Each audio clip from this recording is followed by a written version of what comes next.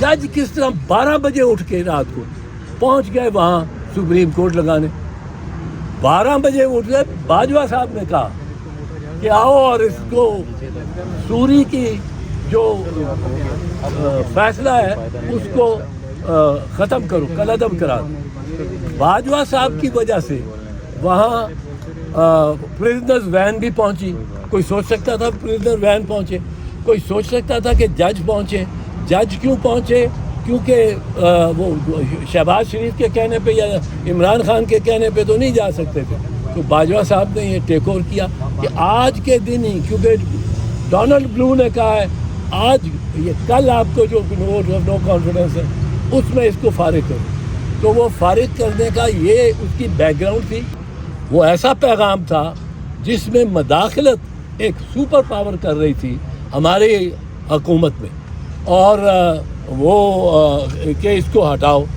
اب جب یہ ایک سپر پاور اس قسم کا پیغام دیتی ہے اور پرائم منسٹر کو پتہ لگتا ہے، تو پرائم منسٹر کا یہ فرض ہے، میں کہتا ہوں، کہ وہ قوم کو اعتماد میں لے. ایسی بڑی سازش اور قوم کو اعتماد میں نہ لیا جائے، یہ ممکن یہ نہیں، یہ ٹھیک نہیں ہے. السلام علیکم.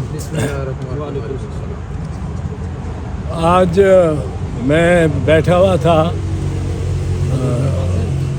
عدالت میں جس وقت یہ بحث ہوتی رہی ہے، اور سلیمان صفدر صاحب نے بحث کی ہے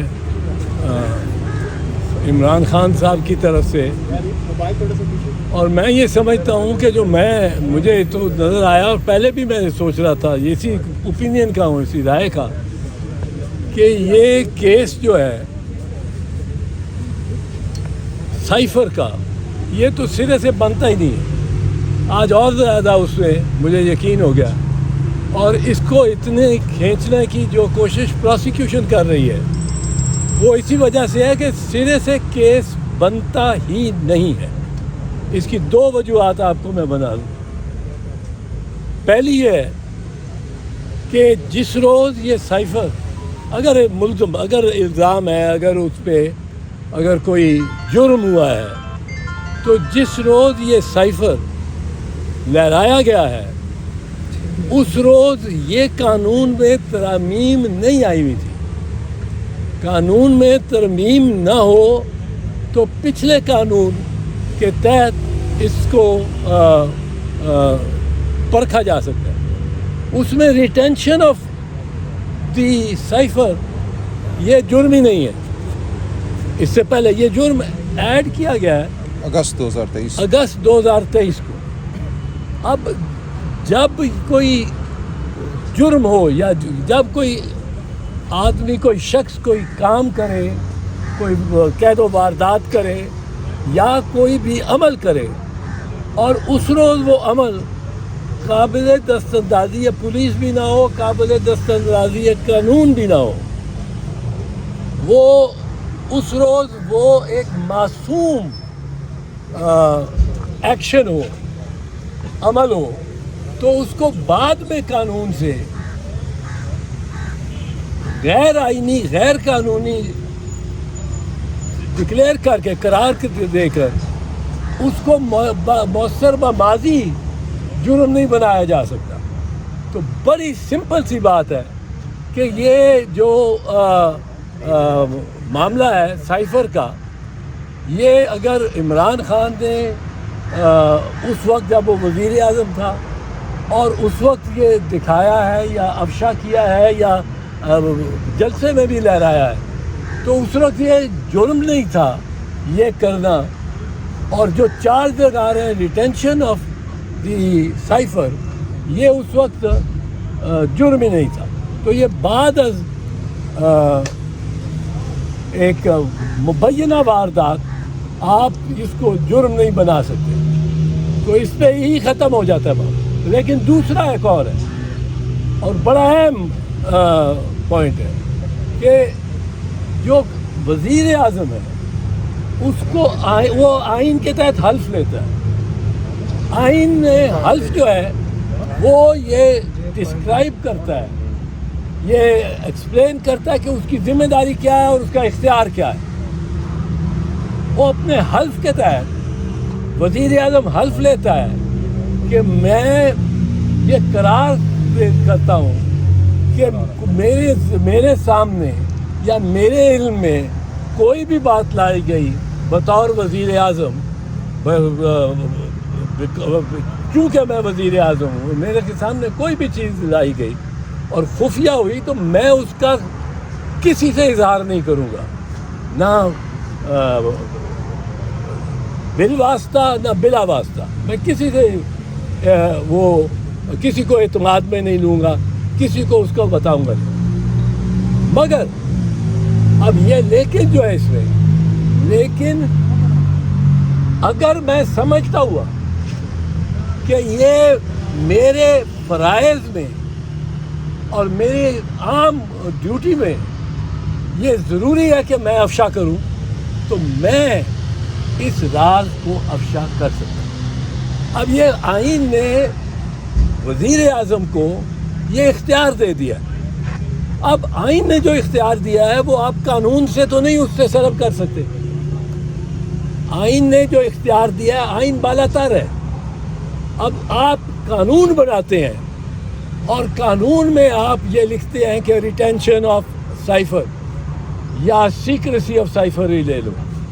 اس سیکریسی اس کی کتنی ہے، کس قدر اس نے رکھنا ہے، یہ فیصلہ وزیر اعظم نے کرنا ہے۔ یہ فیصلہ نہیں کر اردگان کے خلاف سازش ہوتی ہے، اردگان کے خلاف سازش ہو جاتی، پوری وہ فوج نکل آتی۔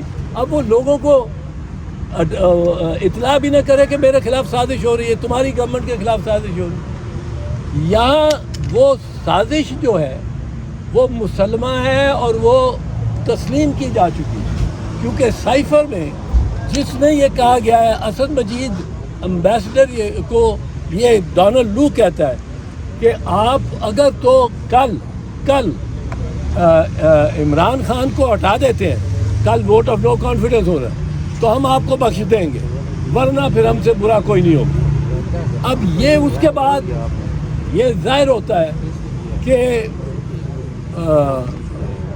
باجوہ صاحب، جنرل باجوہ صاحب نے ٹیک اوور کر لیا اور فیصلہ کر لیا کہ کل ہی ہوگا یہ vote of no confidence. Bajwa صاحب وہاں ہم سوچتے رہے کہ یہ جج کس طرح 12 بجے اٹھ کے رات کو پہنچ گئے وہاں سپریم کورٹ لگانے۔ 12 بجے اٹھ گئے، باجوہ صاحب نے کہا کہ آؤ اور اس کو سوری کی جو فیصلہ ہے اس کو ختم کرو، کالعدم کرا دو۔ باجوہ صاحب کی وجہ سے وہاں پریزنرز وین بھی پہنچی۔ کوئی سوچ سکتا تھا پریزنر وین پہنچے، کوئی سوچ سکتا تھا کہ جج پہنچے۔ جج کیوں پہنچے؟ کیونکہ وہ شہباز شریف کے کہنے پہ یا عمران خان کے کہنے پہ تو نہیں جا سکتے تھے، تو باجوہ صاحب نے یہ ٹیک اوور کیا کہ آج کے دن ہی، کیونکہ ڈونلڈ بلو نے کہا ہے آج یہ کل آپ کو جو ووٹ آف نو کانفیڈنس ہے اس میں اس کو فارغ کرو، تو وہ فارغ کرنے کا یہ اس کی بیک گراؤنڈ تھی۔ اور اس میں اگر ایک سازش، اب جیسے میں نے کہا وہ سائفر مسلمہ ہے، وہ نیشنل سیکیورٹی کمیٹی نے تسلیم کیا ہے کہ یہ سائبر مسلمہ ہے اور احتجاج کرو امریکنوں سے کہ آپ یہ کیوں کہ مداخلت کر رہے ہیں۔ اس کمیٹی نے بھی، جس کی صدارت شہباز شریف کر رہا تھا، اس نیشنل سیکیورٹی کمیٹی نے بھی کہا کہ احتجاج ہونا چاہیے۔ اور یعنی جو سائفر میں کہا گیا تھا، رپورٹ کیا تھا اسد مجید نے حکومت کو، وہ واقعتاً ڈونلڈ لو نے کہا تھا اور وہ پیغام بھیجا تھا پاکستان کی حکومت کو۔ وہ ایسا پیغام تھا جس میں مداخلت ایک سپر پاور کر رہی تھی ہماری حکومت میں، اور وہ کہ اس کو ہٹاؤ۔ اب جب یہ ایک سپر پاور اس قسم کا پیغام دیتی ہے اور پرائم منسٹر کو پتہ لگتا ہے، تو پرائم منسٹر کا یہ فرض ہے، میں کہتا ہوں، کہ وہ قوم کو اعتماد میں لے۔ ایسی بڑی سازش اور قوم کو اعتماد میں نہ لیا جائے، یہ ممکن، یہ نہیں، یہ ٹھیک نہیں ہے۔